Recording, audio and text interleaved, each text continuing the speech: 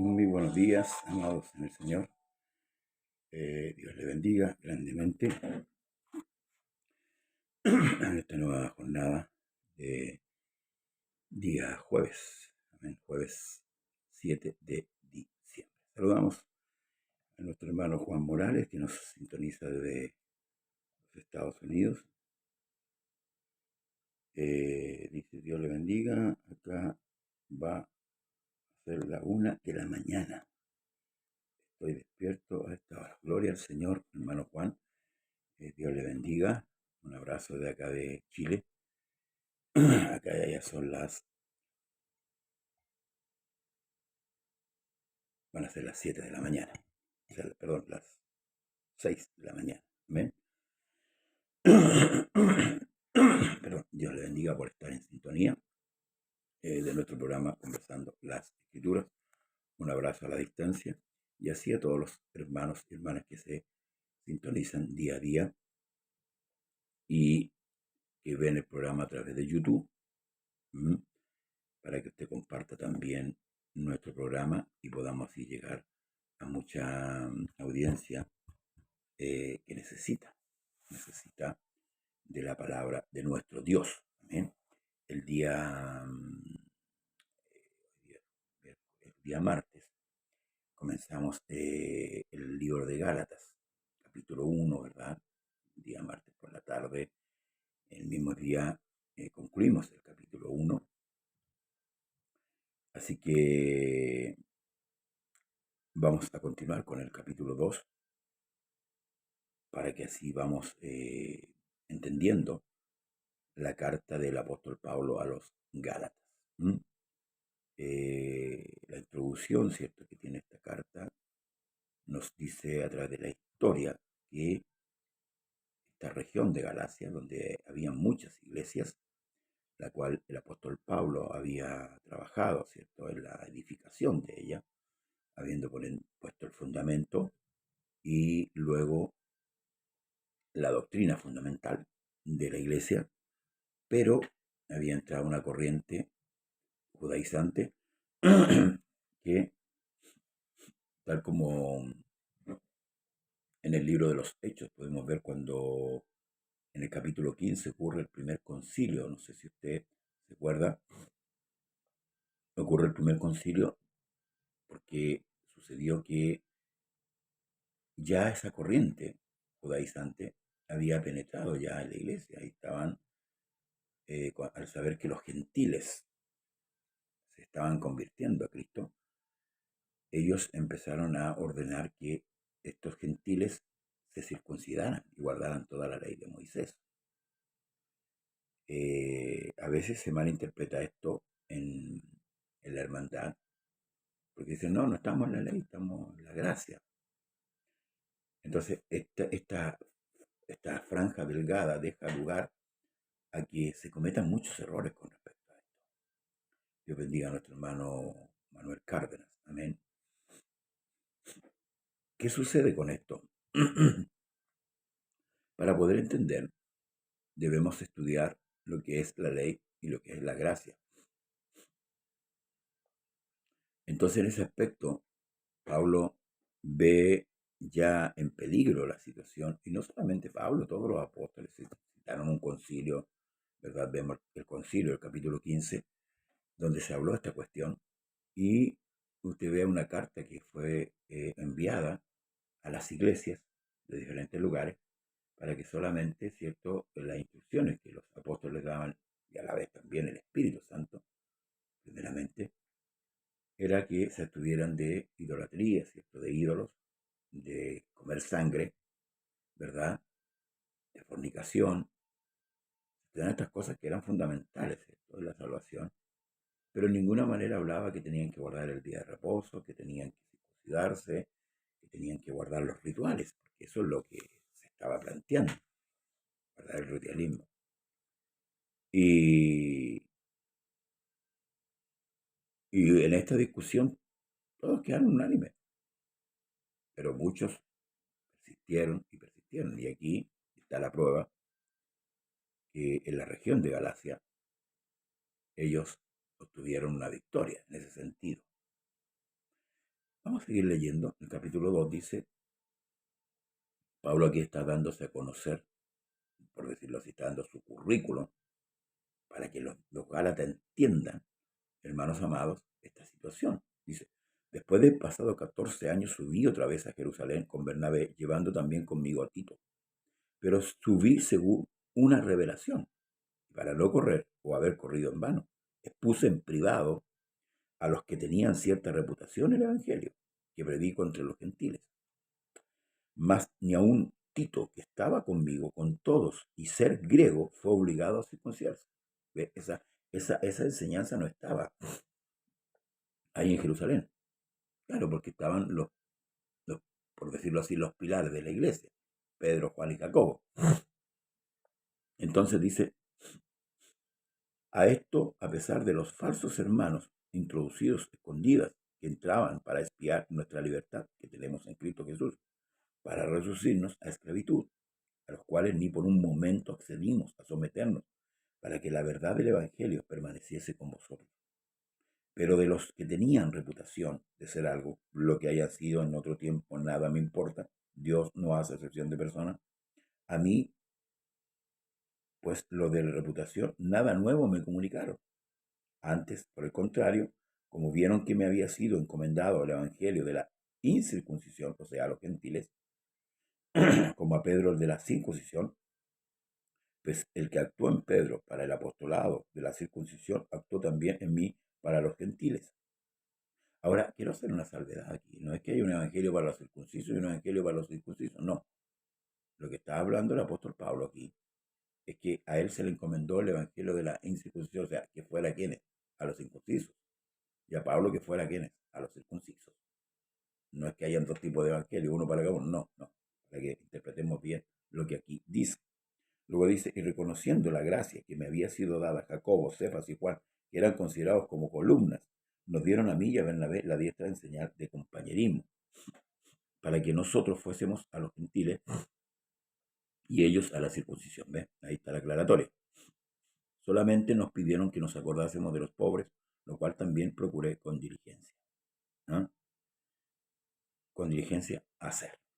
¿Ya? Entonces, aquí Pablo dice que él no, viene diciendo Pablo, que él no recibió el Evangelio directamente de los apóstoles. Él recibe el Evangelio del mismo Señor Jesucristo.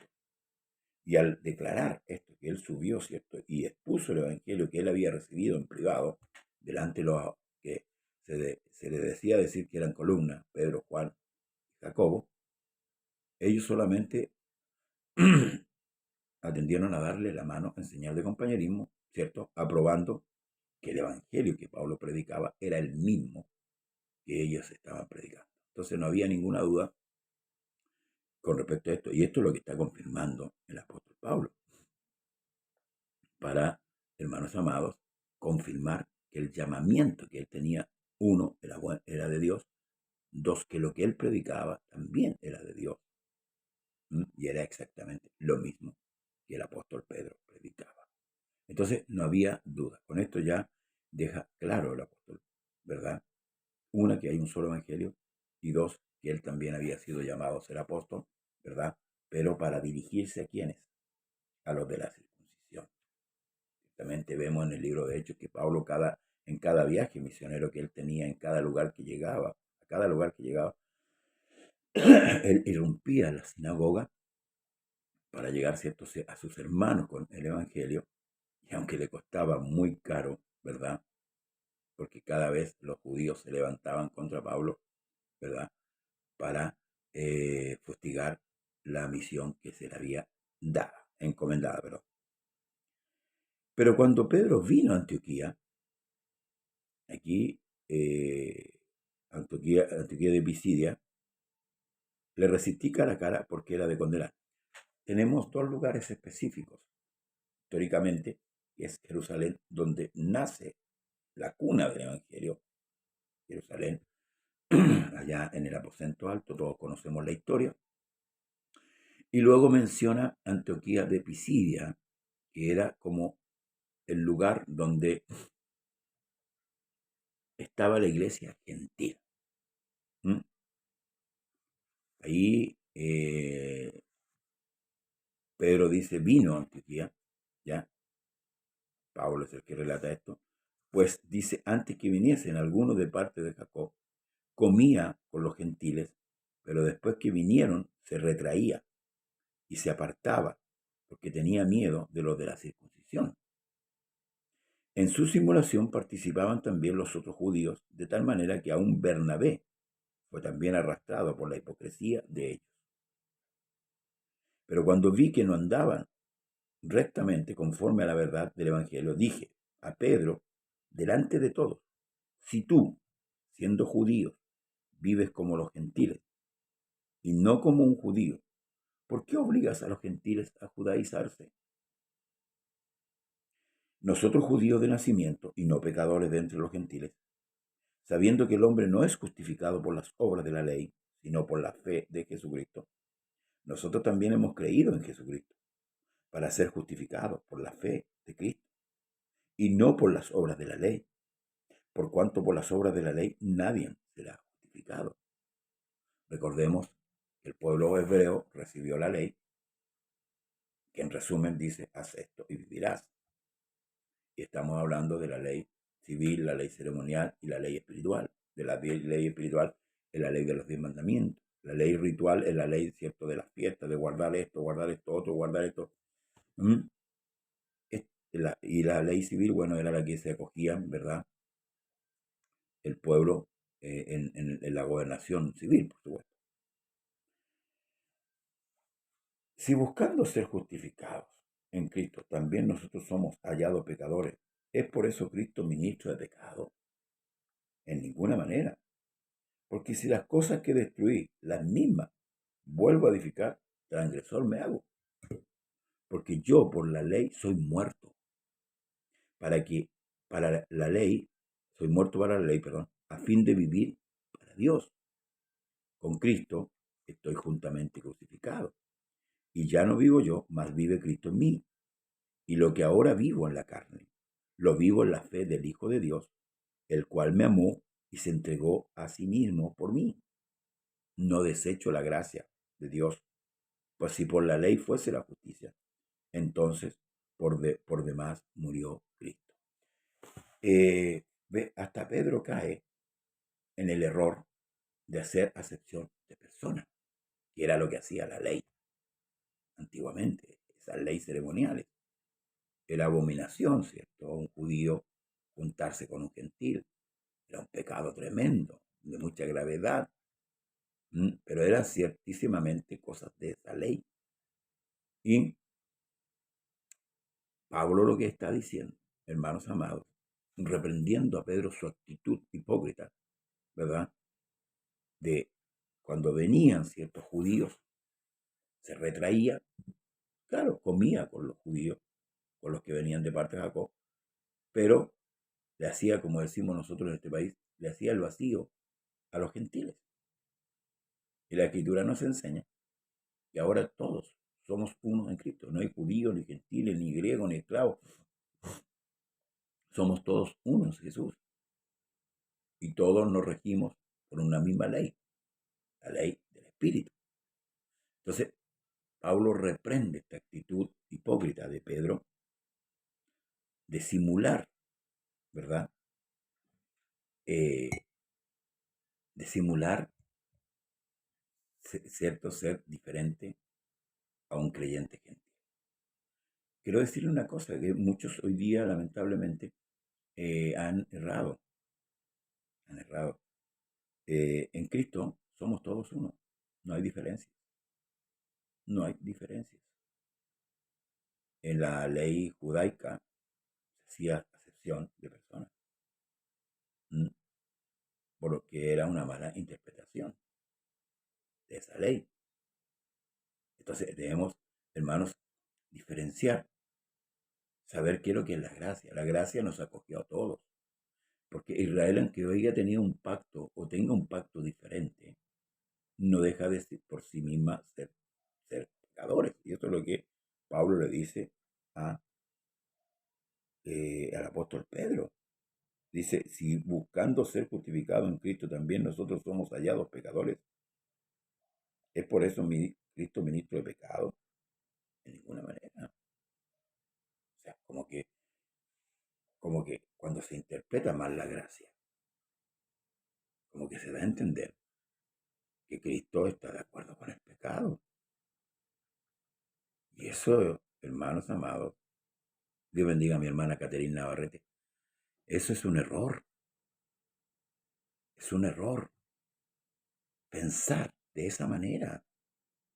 Cuando pensamos que la gracia es dar rienda suelta a nuestras concupiscencias y aún así, el Señor está con nosotros. No, no, no, la gracia no es eso. No, tampoco es el otro extremo, porque el Evangelio no es un conjunto de reglas. Haz esto, haz esto, otro. No, el Evangelio, el apóstol Pablo dice que es poder de Dios para salvación. El Evangelio es una obra que Dios hizo.